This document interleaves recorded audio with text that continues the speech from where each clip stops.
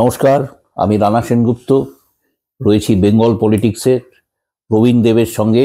CPM এর প্রবীণ নেতা, কেন্দ্রীয় কমিটির সদস্য। আপনাকে আমাদের বেঙ্গল পলিটিক্সে স্বাগত। জ্যোতিবাবুর centre for research and social স্টাডিজের সেক্রেটারি আপনি। এই কেন্দ্রটি সম্পর্কে একটু বলুন যে কিভাবে তৈরি হলো। 2010 সালের 17 জানুয়ারি জ্যোতি বসুর জীবন অবসান ঘটে। আচ্ছা, তখন তার বয়স 96 বছর। তিনি যখন চিকিৎসাধীন ছিলেন সল্টলেকের একটি বেসরকারি হাসপাতালে, তখনই দেশের বিদেশের বিভিন্ন রাজনৈতিক নেতৃত্ব, সরকারি প্রধান, এমনকি সাউথ আফ্রিকার প্রতিনিধি, তারাও তাকে দেখতে এসেছিলেন। আবার জীবন অবসানের পর তার বডি দান করা হয় SSKM হাসপাতালে অ্যানাটমি ডিপার্টমেন্ট। আচ্ছা, তার আগে বডি রাখা হয়েছিল পশ্চিমবঙ্গ বিধানসভায়। আচ্ছা আচ্ছা, তার প্রাঙ্গণে। সেখানেও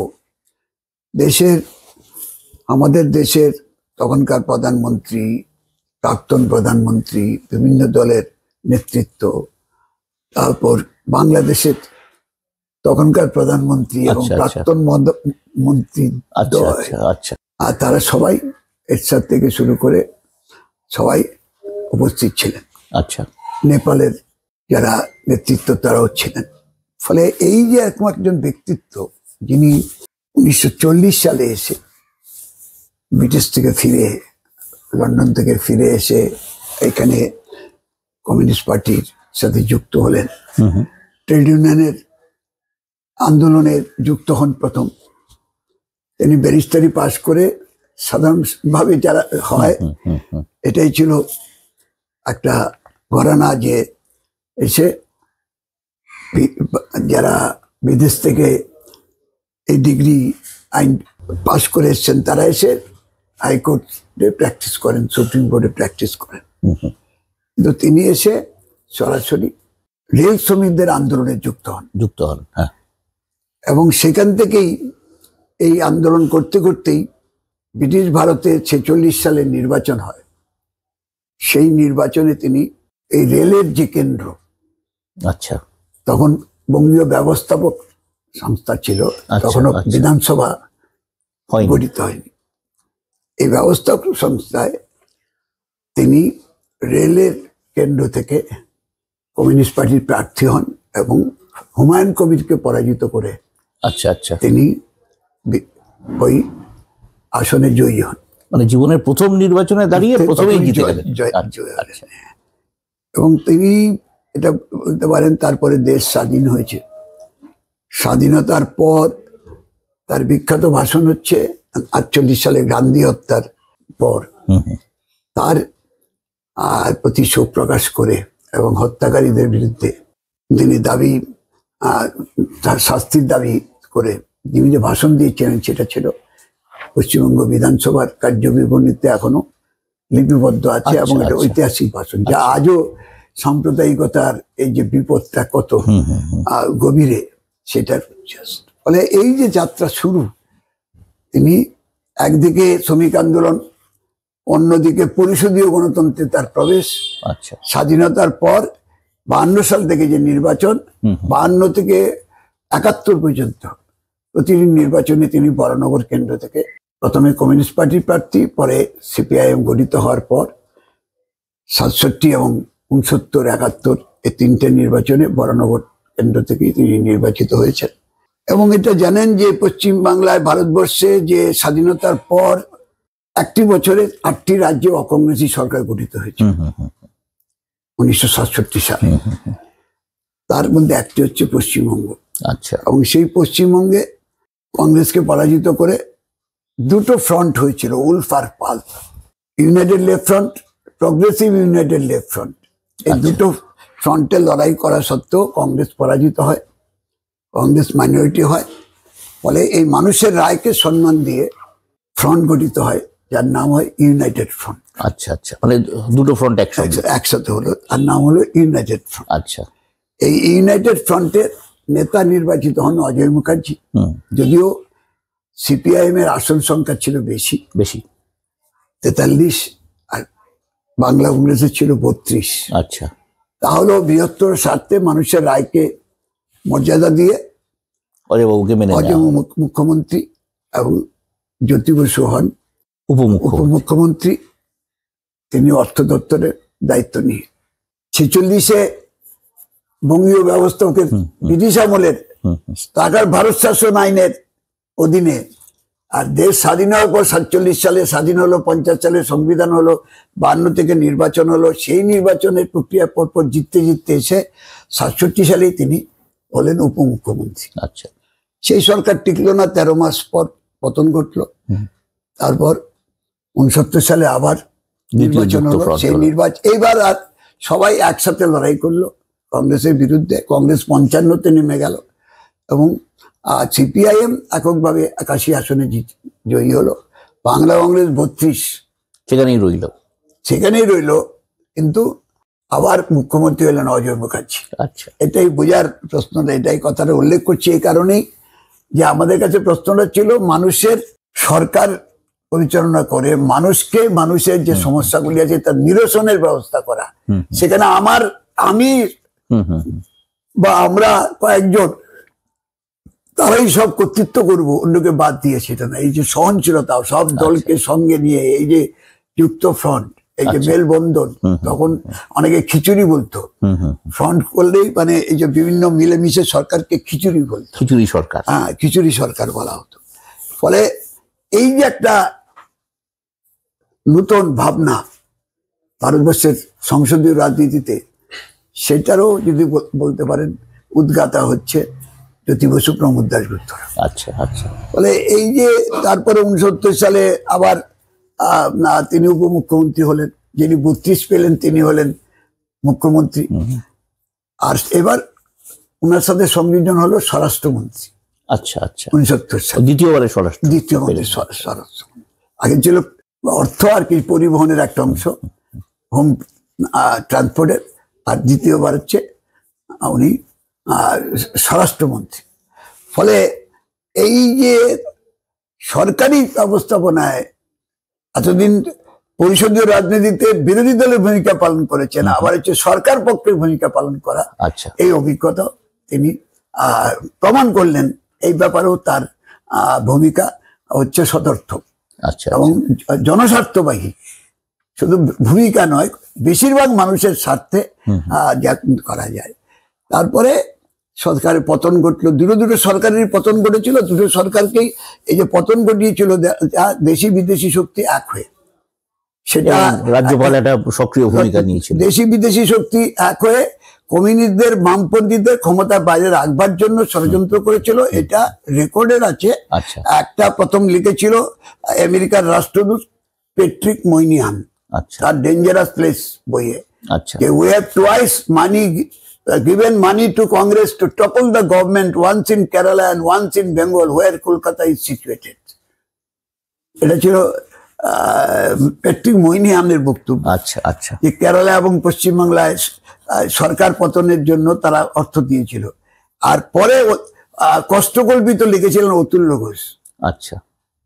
তাতেও লিখেছেন যে দুবার যেভাবে দেশি বিদেশিদের সাহায্য নিয়ে নির্বাচিত সরকারের পতন ঘটেছে, তাতে কংগ্রেসের ভাবমূর্তি ধুলায় লুণ্ঠিত হয়েছে। এবং সেই যিনি কংগ্রেসের একসময় সর্বভারতীয় কোষাধ্যক্ষ ছিলেন, তিনি কংগ্রেস ছেড়ে পরে এখানে বিধান উদ্যান করেছিলেন, বিধান ভবন। সেখানেই তিনি তারা জীবন তার অতিবাহিত করেছেন মানুষের সেবায়।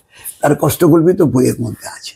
আমি এই কথাটা, আপনার প্রথম প্রশ্নটা ছিল যে জ্যোতি বসু সমাজ চর্চা এবং গবেষণা কেন্দ্র গড়ার কারণ কি, আচ্ছা, লক্ষ্যটা কি এবং কিভাবে হলো, কি কারণে হলো। এইটাই হচ্ছে যে এই যে লোকটা লন্ডন মজলিস করলেন, ওখানে অ্যাসোসিয়েশন করলেন, ওখানকার রজনীপাম দত্ত থেকে হ্যারিপালিতে তাদের সাথে একসাথে থেকে, ওখানে ভূপেশ গুপ্ত সব ন্যাংশ আচার্য তারা একসাথে ওখানে পড়াশোনা করে ওখানে পুঁথিগত বিদ্যায় মার্ক্সবাদের প্রতি আকৃষ্ট হয়ে দেশের মাটিতে ফিরে এলেন। ফিরে এসে হচ্ছে প্রয়োগ করার চেষ্টা করলেন। প্রথম শ্রমিক আন্দোলন, তারপরে পরিষদীয় রাজনীতি এবং পরিষদের রাজনীতি, বিরোধী দলের ভূমিকা, তারপরে তিনি সরকারের উপমুখ্যমন্ত্রী হিসাবে দুবার করলেন এবং ক্রমশ তারপরে 71-এ আবার তার মুখ্যমন্ত্রিত্ব হওয়ার কথা, 123টা আসনে সিপিআইএম তার শক্তি জয়ী হলো, কিন্তু তাদেরকে সরকার করতে দিল না। যারা 105টা আসনে জয়ী হলো কংগ্রেসকে দেয়নি, ওখানে আবার অজয় মুখার্জি মুখ্যমন্ত্রী হলেন, তাদের সাথে যুক্ত হয়ে।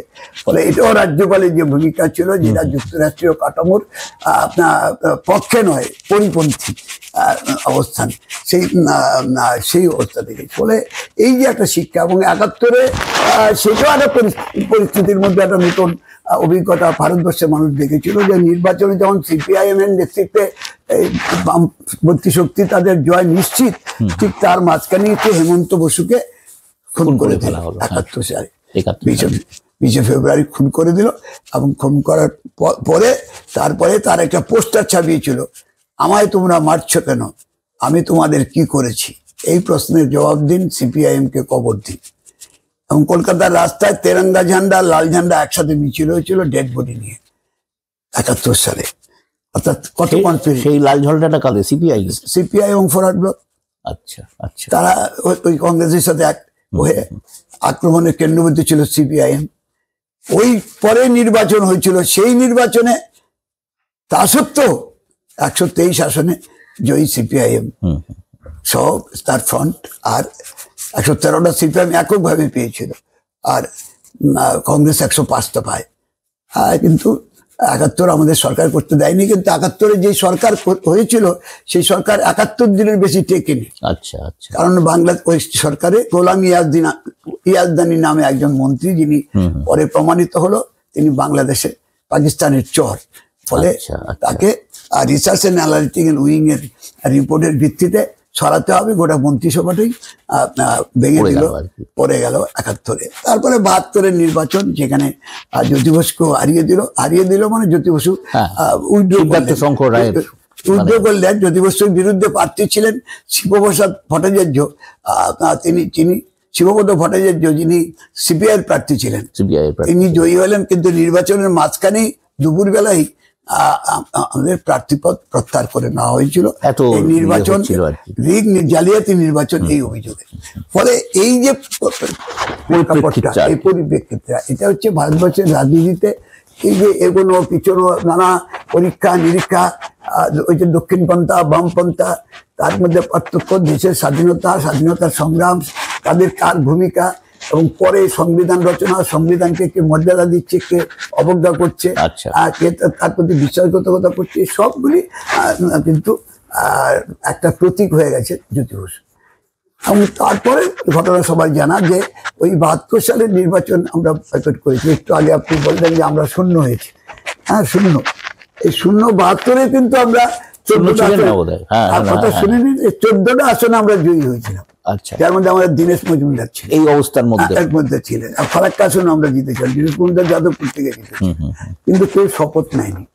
আচ্ছা। এটা হচ্ছে আরেকটা ভারতবর্ষের সংসদীয় রাজনীতিতে একটা উজ্জ্বল দিক হচ্ছে একটা ঘটনা। সংসদীয় রাজনীতিকে জবাই করেছে দেশি বিদেশিদের সাহায্য নিয়ে, বামপন্থীদের ঠেকাতে। তার মধ্যে বামপন্থীরা নির্বাচিত হয়ে নির্বাচনটাকে প্রহসন নির্বাচন, এটা প্রমাণ করার জন্য এই প্রতিবাদ করেই ক্ষান্ত থাকেনি। তারা কেউ বিধানসভায় নির্বাচিত যায়নি, শপথ নেয়নি, মায়না নেয়নি, কিছু করে। এবং পশ্চিমবঙ্গ বিধানসভা সিপিআইএম শূন্য, 72 ছিল, 72 থেকে 77 ছিল। আপনার মনে থাকা উচিত, সবারই স্মরণ, কিন্তু মাঝে মাঝে বিস্মরণ ঘটে, তো সেই জন্য বলছি যে যারা সরকারি দলের পক্ষে ছিল, যেহেতু বিরোধী নেই, লজ্জায় মাথা কাটা যাবে, তার জন্য বিশ্বনাথ মুখার্জিকে বিরোধী দলের নেতা করেছিল। যদিও বিশ্বনাথ মুখার্জি ছিল কংগ্রেসের সঙ্গী। এটা বোঝার দরকার। তখন সব মজার স্লোগান তখন আমাদের সময় ছিল, খুব সম্ভবত অমিতাভ চৌধুরীর ছড়া, দিল্লি থেকে এলো গাই, সঙ্গে বাছুর সিপিআই।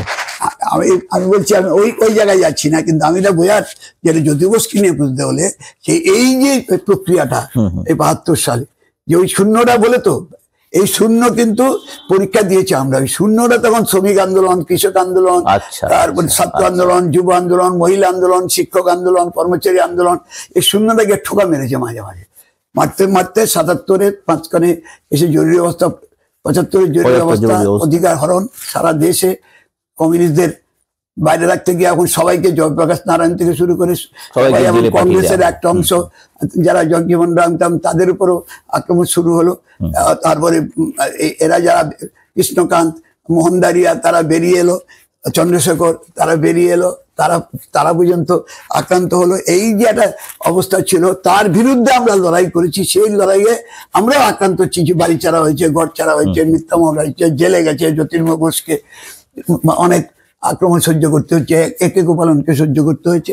এই প্রক্রিয়াটার পর ৭৭ সালে যখন ১৯ জানুয়ারি জরুরি অবস্থা প্রত্যাহৃত হলো, তারপরে পরিস্থিতির একটা জায়গা দাঁড়ালো। আমরা এই রাজ্যে লড়াই করলাম কংগ্রেস বিরোধী সমস্ত শক্তিকে একটা করে। জনতা পার্টি গঠিত হলো এবং জনতা পার্টিতে সবাই সামিল হলো। বিজেপি আমাদের দেশের সাম্প্রদায়িক শক্তি ১৯২৫ সালে তার উত্থান। আরএসএস, সেই আরএসএস তারা সরাসরি রাজনীতিতে না নেমে তারা কিছু তাদের সংগঠন করতো। তারা হিন্দু মহাসভা ছিল, হিন্দু মহাসভা দিয়ে নির্বাচনে লড়লো, আচ্ছা, সাফল্য পেল না। তারপরে দেখলো হিন্দু মহাসভা দিয়ে হয় না, তারপর আনলো জনসংঘ। আচ্ছা, এবার জনসংঘ লড়তে লড়তে ৭৭ এসে তারা জনসংঘ ছেড়ে দিয়ে জনতা পার্টিতে মিশে গেল। তাহলে এই সব ইতিহাসগুলোই আপনাদের এই ইতিহাসগুলিতে কে মানুষকে নিয়ে চর্চা করা হয়েছে, সমাজ চর্চা। সংগঠনটার নামটা কি? সমাজ চর্চা, তারপরে গবেষণা। আচ্ছা, এই দুটো, সমাজ চর্চা এবং গবেষণা। এই যে চর্চাটা হচ্ছে, যদি এই যে ঘটনা হলো জ্যোতি বসু যে ৮৫৪০ দিন মুখ্যমন্ত্রী হলেন, কি করে হলেন? শুধু মুখ্যমন্ত্রী হওয়া না, আরম্ভের আগেও আরম্ভ আছে।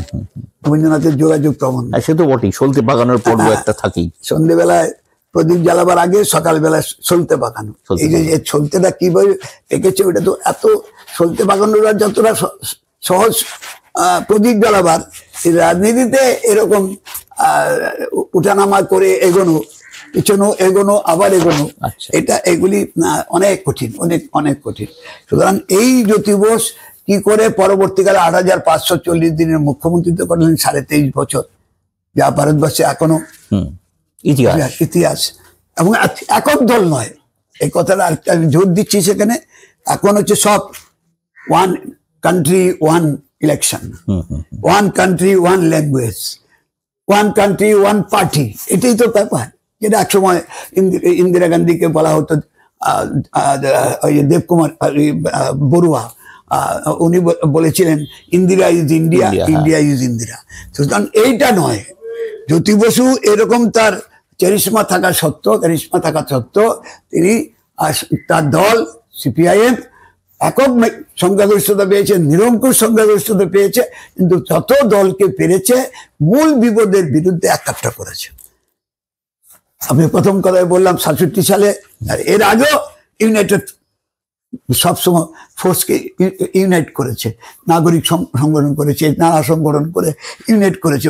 দলমত, তোমার মতামত তুমি প্রকাশ করো, মূল বিপদের বিরুদ্ধে একটা ক্ষণিকের জন্য হলে ক্ষণিকের জন্য।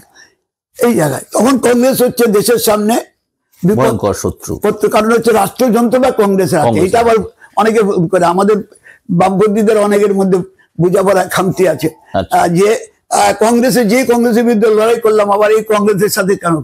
কংগ্রেস মানে হচ্ছে একটা পার্টি, হচ্ছে সেমি পার্টি। আচ্ছা, এটা খেয়াল দেখতে হবে। আমাদের দেশে এখন প্রায় 2149টা পার্টি, তার 6টা হচ্ছে ন্যাশনাল পার্টি, 54টা হচ্ছে রাজ্য পার্টি। এগুলি খেয়াল দেখা যাচ্ছে রাজ্য, আর রাজ্য ভিত্তিক 20টা হচ্ছে রেজিস্টার্ড পার্টি। এই এতগুলি পার্টি আছে, পার্টি হচ্ছে শ্রেণীর পার্টি, বড় লোকদের পার্টি, গরিব মানুষের পার্টি। কিন্তু সবাই বলে না, কমিউনিস্টরা বলে আমরা শ্রমিক শ্রেণীর পার্টি, আর অন্য কেউ সবাই গোপন করে কার পার্টি, আসলে তারাও বড় লোকদের। এই কংগ্রেস বলুন, বিজেপি বলুন, ওই তৃণমূল বলুন, এই সব যা নানা নামে আসে, কাম একটাই, কার স্বার্থ রক্ষা করবে, মেজরিটির স্বার্থ না মাইনরিটির স্বার্থ। এইটাই হচ্ছে শ্রমজীবী মানুষের স্বার্থ, যারা শ্রম করে তাদের পক্ষে দাঁড়াবো, না যারা লুট করে ফলটা নেয় তাদের পক্ষে দাঁড়াবো। এই লুটেরার পক্ষে, তার লুণ্ঠিতের পক্ষে, এই প্রশ্নটা এখানে।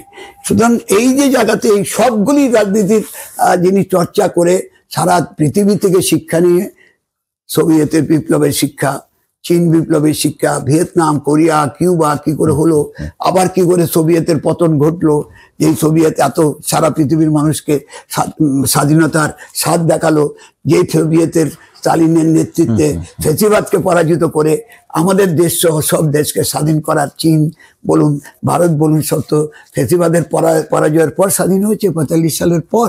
সেই কথা 9ই মের পর স্বাধীন হয়েছে, এই কথাটা একটু বোঝা। এই জায়গা থেকে সে চর্চা করলে মানুষ যত, জ্ঞানের তো কোনো সীমা নেই, সীমার পরিসীমা নেই। এটাকে যতই করিবে দান ততই যাবে বেড়ে, আবার যতই আহরণ করবে ততই যাবে বেড়ে। দানও বেড়ে যায়, আহরণ করলে বেড়ে যায়, অর্জন করলেও বেড়ে যায়। আয়ত্ত করার ক্ষমতা, একটা হচ্ছে শিক্ষা পাঠ করা, আর একটু আয়ত্ত করা, তারপর হচ্ছে প্রয়োগ করা।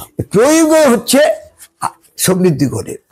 প্রয়োগ হচ্ছে এই যে আমরা বলি বৌদ্ধিক জ্ঞান, সেটা অনেকেরই থাকে, সেটা হচ্ছে প্রয়োগে আসা। এই জায়গা থেকে এই জায়গাটা হচ্ছে বড় কথা। এইখানে আমি এক কথাতেই এতটা কথা বললাম এই কারণে যে আপনার পরের প্রশ্নগুলি যদি থাকে সেটা হতে হবে যে এই যার প্রতীক, যিনি যাকে দেশের প্রধানমন্ত্রী করার জন্য 96 সালে প্রস্তাবিত হয়েছিল মে মাসে, তারপর তিনি যেমন পার্টি সিদ্ধান্ত নিল চলে এলেন।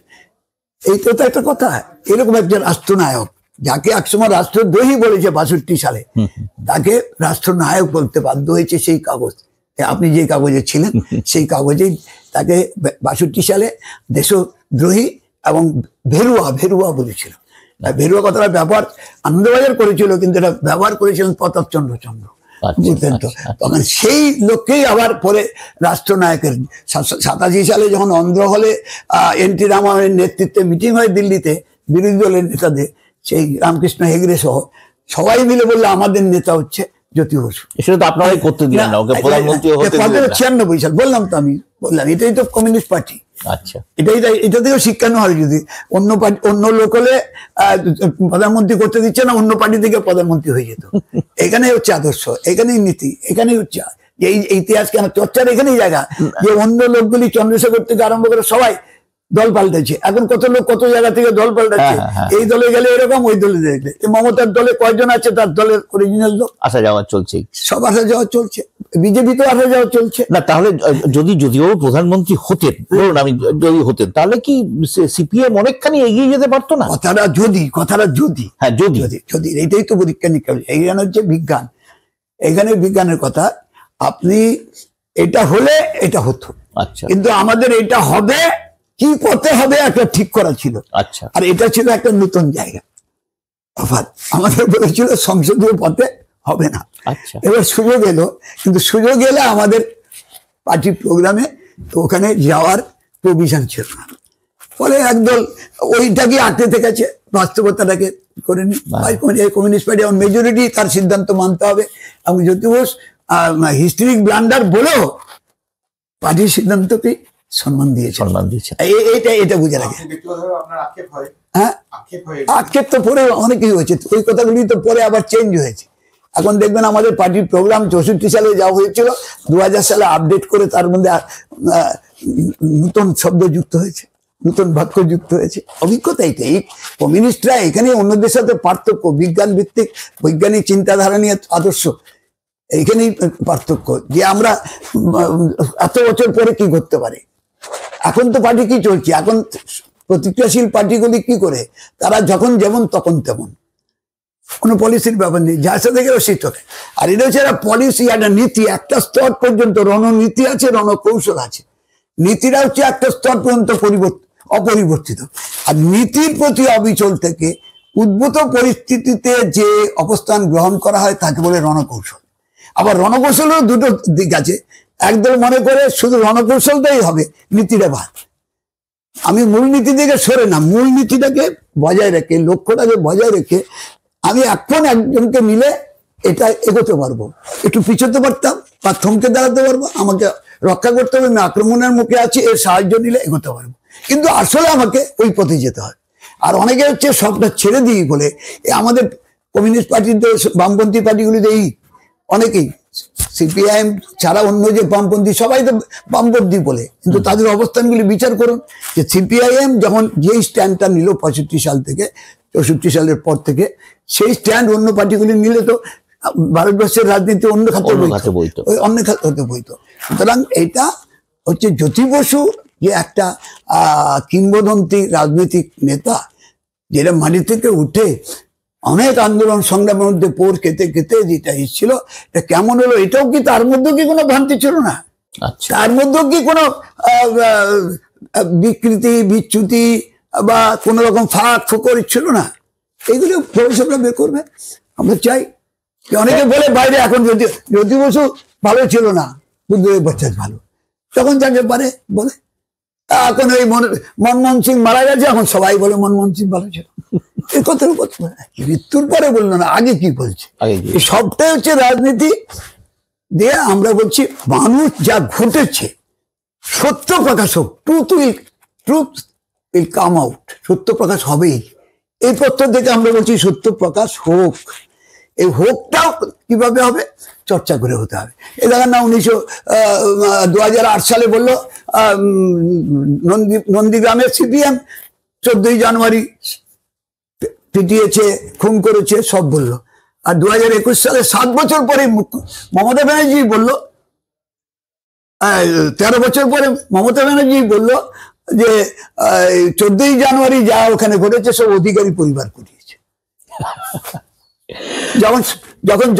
যখন তার বিরুদ্ধে তার দলেরই ভেঙে গিয়ে বিজেপি প্রার্থী হলো শুভেন্দু অধিকারী। আবার শুভেন্দু অধিকারীর পক্ষে তার বাবা বললেন যে আমি যা করেছি, আমার ছেলে যা করেছে সব মমতা ব্যানার্জির নির্দেশও করেছে। তাহলে প্রশ্ন রেখেছি, তাহলে এতদিন ছিল ওইটা। আবার ওখানে দেখেন সিঙ্গুরে তাপসী মালিক খুন হয়েছে, তাপসী মালিকের বাবা 2018-তে বললো আমার মেয়েকে খুন সিপিএম করেনি, আমার মেয়েকে যে খুন করেছে তৃণমূলের প্রার্থী। সত্য প্রকাশ হবেই। সুতরাং সত্য প্রকাশ হবে বললে আমি যেটা সত্য আজকে নয় কিলিয়ে কাঁঠাল পাকালে তো হবে না, টাইম হতে হবে। এখন আপনাদের অসুবিধা হয় না এই সেন্টার চালাতে? অনেক অসুবিধা আছে, কিন্তু অসুবিধা হলো এটাই বলুন কথা বলুন। আমি তো বলবো আমি মেজর অসুবিধা বলবো, যেটা আপনার সাথে লিঙ্ক। এই সমস্ত কিছু ভেবেই আমরা আমাদের পার্টি 2010 সালে নভেম্বর মাসে সিদ্ধান্ত নিল যে জ্যোতি বসুকে নিয়ে চর্চা করতে হবে। তখন এই সংগঠনটা যেটা বললেন, Jyoti Basu centre for social studies and research, এটা গঠিত হলো, ট্রাস্ট গঠিত হলো। ট্রাস্টের চেয়ারম্যান হলেন বিমান বসু, সেক্রেটারি হলাম আমি।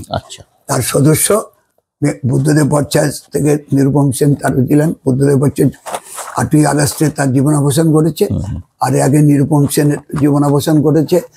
আমাদের কৃষ্ণ ঘোষ তিনিও মেম্বার ছিলেন, তারও জীবনাবসান ঘটেছে। শ্যামল চক্রবর্তীর জীবনাবসান ঘটেছে, কয়েকজন সদস্য জীবনাবসান ঘটেছে। কিন্তু এখন আমরা 13 জনের ট্রাস্ট আছে, যাতে সূর্যকান্ত মিশ্র আছেন, মোহাম্মদ সেলিম আছেন, রামচন্দ্র ডোম আছেন, তারপর সিদ্দিক ভট্টাচার্য আছেন, আবাস রায়চৌধুরী আছেন, বিকাশ রঞ্জন ভট্টাচার্য আছেন, সুখেন্দু পানিগ্রাহী আছেন, এবং দেবাশিস চক্রবর্তী আছেন, মৃণাল চক্রবর্তী আছেন। এদের নিয়ে আমি আর বিমান দাদি আমরা এই 13 জনের একটা, রেখা গোস্বামী আছেন, এই 13 জনের যে ট্রাস্ট, এই ট্রাস্টই হচ্ছে জ্যোতি বসু সেন্টার গড়ার উদ্যোগ নিয়েছে। এইটা 2010 নভেম্বর মাসের সিদ্ধান্তর পর 11 সালে আমাদের জমি, আমরা তখন নভেম্বর মাসে অ্যাপ্লাই করি তখনকার আবাসন মন্ত্রীর কাছে যে আমাদের জমি দেওয়া হোক। তিনি জমি দেন এবং সেই জমি শেষ পর্যন্ত 5 একর জমি, 20,200 স্কোয়ার মিটার, সেই জমিতে আমরা জমিটা আমাদেরকে বরাদ্দ করা হয়। আমরা 12ই মে সব টাকা আমরা শোধ করিয়ে দিই 2011-তে। তারপর সরকার বদল হয়, তারা এসে আমাদের জমির আর পজিশন দিচ্ছে না। এই 11 সাল থেকে 19 সাল পর্যন্ত লড়াই করতে হয়েছে। নানা রকম অভাব, মুখ্যমন্ত্রীর সাথে মিট করেছি। মুখ্যমন্ত্রী তারপরে বারবার বলতেন হিট কোর্ট চেয়ারম্যান বা পরে ম্যানেজিং ডাইরেক্টর দেবাশিস সেনের কাছে যান, ওর কাছে গেছি।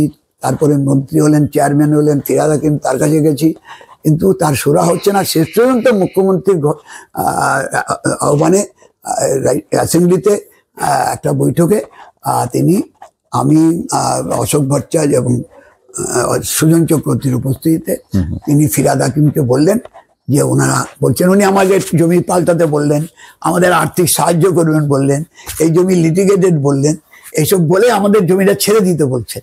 আমরা বলছি আমরা লিটিগেশন হোক আর যাই হোক, আমরা টাকা দিয়ে কিনেছি, আমরা এই জমি চাই। লিটিগেটেড হলেও যদি লিটিগেটেড হয়ে আমরা হেরে যাই তাহলে বরবাদ হবে, কিন্তু আমরা এই জমির বাইরে কোনো জমি নেবো না, আমাদের টাকারও দরকার নেই, আমরা টাকা যা কালেকশন করবো মানুষের কাছ থেকে যেটুকু পারবো সে দিয়ে চালাবো। শেষ পর্যন্ত উনি সম্মতি দেন।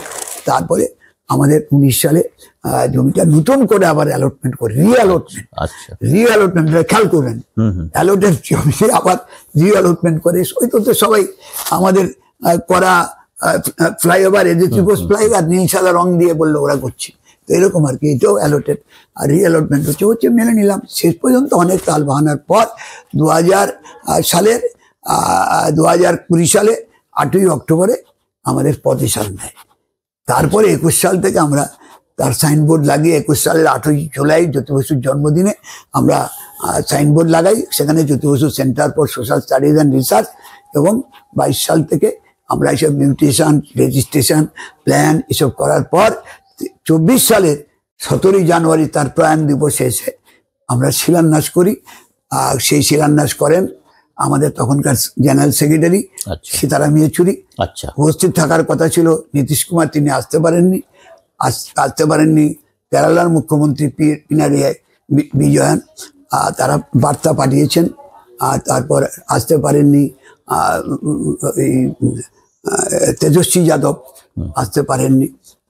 তারপরে আমাদের বন্দ্যোপাধ্যায়, যিনি অর্থনীতিবিদ, নোবেল পুরস্কার পেলেন, তিনিও একটা বার্তা পাঠিয়েছিলেন। তাদের সকলের শুভেচ্ছা নিয়ে আমরা শিলান্যাস করি এবং 1 বছরের মধ্যে আমরা প্রথম পর্বের 7,400 স্কোয়ার ফিটে দোতলা বিল্ডিং, তার সাথে একটা 22,000 স্কোয়ার ফিটের জলাশয়, এখন জলাশয় ভরাট হচ্ছে আর আমরা নতুন জলাশয় তৈরি করছি।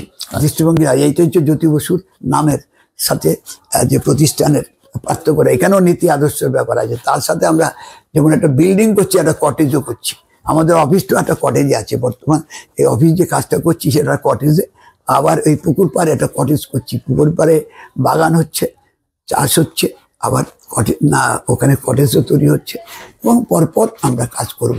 এই হচ্ছে জ্যোতি বসু সেন্টার গড়া, তার প্রক্রিয়া, তার অর্থ। যে ড্রাইভার বললেন অর্থ করতে যাচ্ছে, অর্থ হচ্ছে সব সংগৃহীত অর্থ।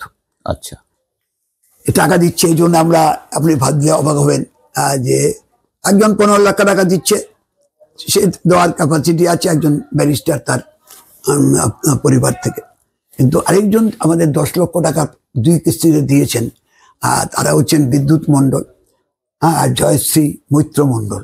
আচ্ছা, তাদের এই পেয়ারের তাদের একটা সন্তান ছিল অভিষেক মণ্ডল, আচ্ছা, ইঞ্জিনিয়ার, কিন্তু 2019 সালে তার অ্যাক্সিডেন্টে তার প্রাণহানি হয়েছে। ফলে তার স্মরণে তারা দুজনে রিটায়ার করেছেন। রিটায়ার করার পর তাদের যে জমা টাকা, বলে আমাদের একমাত্র সন্তান সে নেই, কি করব? তখন তারা জ্যোতি বসু সেন্টারে তার নামে স্বীকৃত করে একটা, যে আমাদের যে অফিসটা, মেইন অফিসটা হচ্ছে, সে অফিসটা হচ্ছে অভিষেক মণ্ডলের নামে উৎসর্গিত হচ্ছে। তার জন্য 10 লক্ষ টাকা দিয়েছেন, 2 কিস্তিতে আরো 10 লক্ষ টাকা দেবেন কথা দিয়েছেন। আচ্ছা, এইভাবে টাকা সংগৃহীত হচ্ছে, তার মধ্যে বই সংগৃহীত হচ্ছে, লাইব্রেরি হচ্ছে। লাইব্রেরি বই যেমন 25,000 বই দিচ্ছেন হচ্ছে সমীর বন্দ্যোপাধ্যায়, বিশিষ্ট শিক্ষাবিদ। তারপরে উদয়চন্দ্র বলে একজন আছেন, একসময় ছাত্রনেতা ছিলেন সোমনাথ কলেজে, তারপরে অনেক কাজে যুক্ত হয়েছিলেন, তারপর মেডিকেল রিপ্রেজেন্টেটিভ ছিলেন, তারপর অন্য একটা প্রতিষ্ঠানে কাজ করতেন। আর তার জীবন নাশ হয়েছে, তাকে দুষ্কৃতীরা এখন ঝাড়খণ্ড, আগে বিহারে তুলে নিয়েছিল 11 সালে। এই রকম একজন, তার নাম উদয় চন্দ্র, তিনি আমাদের অনেক বই দিয়েছেন। আমাদের পার্টির নেতা মৃদুল দে মারা গেছেন, তার 24 এপ্রিল 23 সালে। তার স্ত্রী স্বপ্না দে, তার জমা প্রায় 8,000 8,500 বই দিয়েছেন। দিলীপ ব্যানার্জির নাম শুনেছেন, যিনি বিধানসভার এই যে ইলেকশন রেকর্ডার বইটা লিখেছেন, তিনি, তার যে বাড়ির তার ভাগ্নে, তার বোন দিদি, তাদের তর্জমা বই দিয়েছেন। আরো বই অনেকে ওই দিন আমি সংগ্রহ করলাম। নিখিল গুপ্ত বলে একজন রবীন্দ্র রচনাবলীর সব খণ্ড দিলেন। রেণুকা দত্ত বলে এক অধ্যাপিকা, তার স্বামী বিদ্যুৎ দত্ত ত্রিপুরা ইউনিভার্সিটির অধ্যাপক ছিলেন, তার স্মরণে লেনিনের সমস্ত খণ্ড এখানে দিয়েছেন। তারপরে কল্যাণ ভট্টাচার্যের স্মরণে কল্যাণী ভট্টাচার্য, তার স্ত্রী অধ্যাপিকা বর্ধমানের, তিনি তার পুত্রবধূ তাদের ফ্যামিলি থেকে এখানে বই দিয়েছেন। অনেকে দিচ্ছেন, বইও দিচ্ছেন, আবার সামগ্রীও দিচ্ছেন, কেউ কম্পিউটার দিচ্ছেন, কেউ চেয়ার টেবিল দিচ্ছেন। এরকম নানাভাবে নানা মানুষ বাড়িয়ে দিচ্ছেন। এবং তার সাথে আমাদের গণসংগ্রহ হচ্ছে। বিমান বসু, মোহাম্মদ সেলিম, সূর্যকান্ত মিশ্র, রামচন্দ্র ডোম, তারা রাস্তায় নেমে কালেকশনও করছেন। কৌটো দিয়ে কালেকশন করছেন, বালতি দিয়ে কালেকশন করছেন, স্ল্যাগ নিয়ে কালেকশন করছেন। আগামী 6 মার্চ থেকে 20 মার্চ এক পক্ষকাল ব্যাপী কালেকশন হবে। কারণ আমাদের এই কনফারেন্স রাজ্য সম্মেলন হবে 6 মার্চ থেকে 20 মার্চ, এই এক পক্ষকাল ব্যাপী রাজ্য জুড়ে কালেকশন হবে। কারণ আমাদের এই প্রজেক্টে অনেক অর্থ ব্যয় হবে, আর প্রতিদিনই টাকার দাম বাড়ছে। মনমোহন সিং বলছে দেশে গিয়ে চলেছে, সব যাই বলুক, কিন্তু টাকার দাম তো উনি যখন ক্ষমতায় এসেছিলেন তখন 43 পয়সা ছিল, এখন 13.5 পয়সা নেমেছে। মনমোহন সিং, নরেন্দ্র মোদী মনমোহন সিং এর বিরোধিতা করে আর মনমোহন সিং এর প্রশংসা করতে গিয়ে আমার মনমোহন সিং এর নামটা চলে এলো, কারণ পায়ার গড়েছে কিছুদিন আগে। আচ্ছা, এই যে আপনার এই সেন্টারের ছাদে একটা সময় মানে সিপিআইএম এর পতাকা উঠতো, এখন নাকি সেটা চেঞ্জ করে জাতীয় পতাকা ওড়ানো হচ্ছে? আমরা সিপিআইএম এর পতাকা ওখানে কোনোদিন লাগাইনি। আচ্ছা, এখানে সেন্টারে ওখানে জাতীয় পতাকা আছে, আর জ্যোতি বসু সেন্টারের যে আমাদের পতাকা, জ্যোতি বসুর মুখ দিয়ে ছবি দিয়ে যে বিসিএস ওই পতাকাই আছে। দেখবেন এসব গল্প করলে হবে না, জাতীয় পতাকা তো তোমাদের থাকতেই হবে। আমরা তো আমাদের গণতন্ত্রে আছে, আমরা ভারতবর্ষের সংবিধান মেনে চলছি। আজকের প্রজন্ম কতটা জ্যোতিবাবুর আদর্শে অনুপ্রাণিত?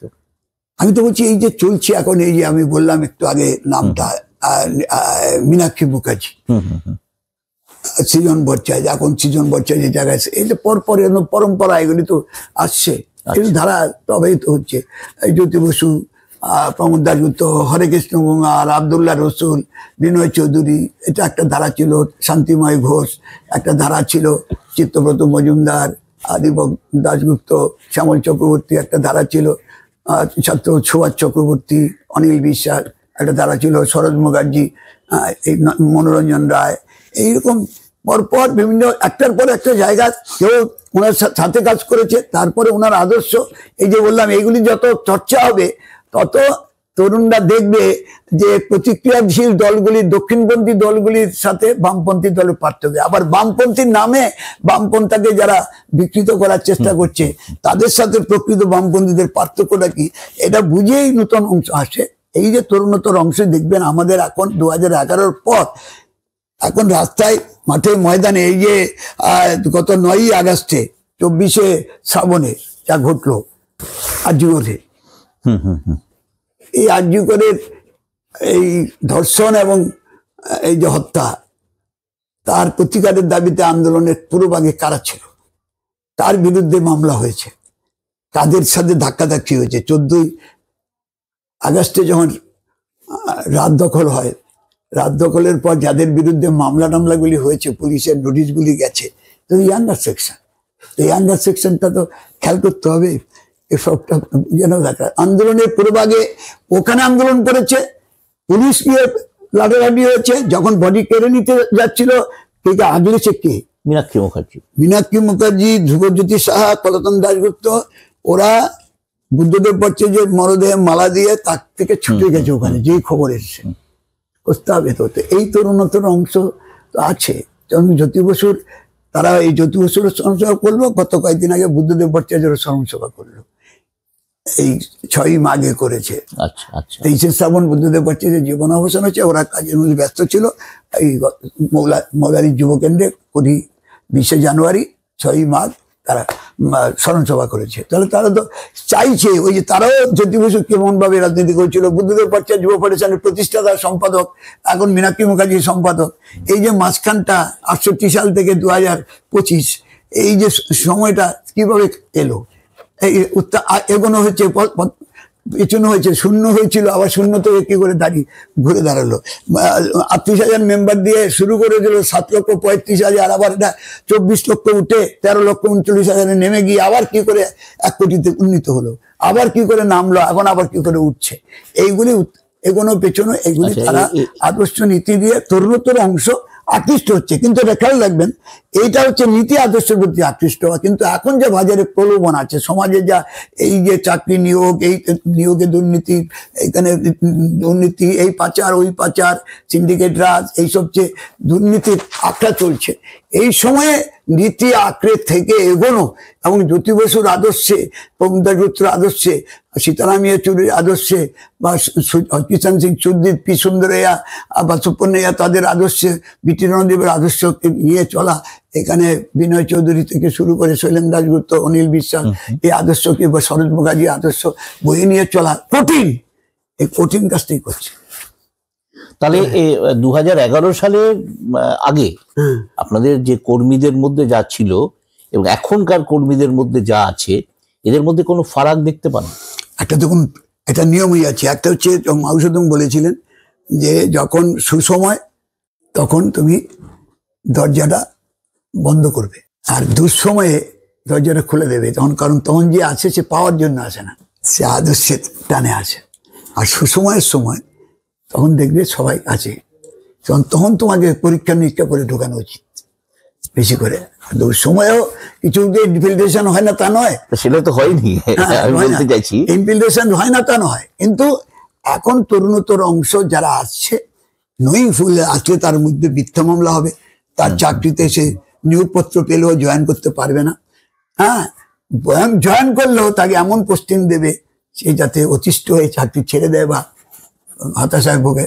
এইরকম জায়গায় যারা বামপন্থী আন্দোলন করতে আসছে, বৈজ্ঞানিক সমাজতন্ত্রের মতবাদ নিয়ে, স্বাধীনতা গণতন্ত্র সমাজতন্ত্রের পক্ষে বা সাম্রাজ্যবাদ একচিটিয়া পুঁজি এবং সামন্ততন্ত্রের বিরুদ্ধে লড়াই করার মানসিকতা নিয়ে আসছে, তারা আদর্শপিষ্ট হয়ে আসছে। এবং তরুণোত্তর অংশ শ্রমিকের আন্দোলনের পাশে, এটা খেয়াল রাখবেন, শুধু তরুণ হলেই হবে না, আসলেই হবে না, সে অন্য আন্দোলনের সহযোগী কিনা, কার নেতৃত্বে আন্দোলন করছে। একসময় ইউথ পাওয়ার বলেছিল, আপনার মনে আছে, প্যারিস ডেব্রে এনিয়াল লিখেছিল স্টুডেন্ট পাওয়ার, ইউথ পাওয়ার। কিন্তু আমরা স্টুডেন্ট পাওয়ার, ইউথ পাওয়ার বলি না, আমরা স্টুডেন্টরা একটা ইয়াং ইন্টেলেকচুয়াল, স্টুডেন্ট হচ্ছে রেভলিউশনারি প্রসেসে ইয়াং ইন্টেলেকচুয়াল। আচ্ছা, যেমন সিনিয়ররা ইন্টেলেকচুয়াল, শিক্ষক, সংস্কৃতি কর্মী, অধ্যাপক, ডাক্তার, এরা ইন্টেলেকচুয়াল, তেমনি আবার ছাত্র জীবনেও এই তরুণোত্তর অংশ, কারণ আয়ত্ত করে এখন তথ্য প্রযুক্তির যুগে আরো দ্রুততার সঙ্গে আয়ত্ত করতে পারে, ভালো মন্দ পার্থক্য বুঝতে পারে। সুতরাং তাদেরকে সবসময় গুরুত্ব দিতে হবে। এই যে একটা হচ্ছে নাম্বার, এইটা হচ্ছে নাম্বার, কিন্তু আসলটা হচ্ছে তার প্রতিভা, ট্যালেন্টটা। এই ট্যালেন্টটা দেখুন, কালকে বলছি, একজন বলছিল এই যে দাবা খেলা হয়, দাবায় যে এবার পুরস্কৃত হলো, হ্যাঁ, আবার পরপর যে এখন আমাদের সাফল্য পাচ্ছে যারা, এরা বয়স দিয়ে হচ্ছে 3.5 বছরের বাচ্চা, সে দাবা খেলে আরেকজন বয়স্ক লোককে ঘায়ল করে দিচ্ছে। সুতরাং প্রতিভাটা ওই জন্য বলে বয়স দিয়ে আসে না।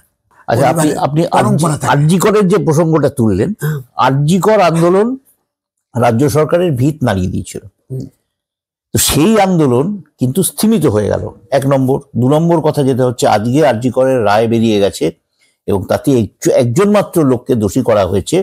অনেক কথা শোনা গেছিল এবং যা মহিলার শরীরে যে আঘাত আছে সেটা একজনের পক্ষে করা সম্ভব নয় বলেই মনে হচ্ছে।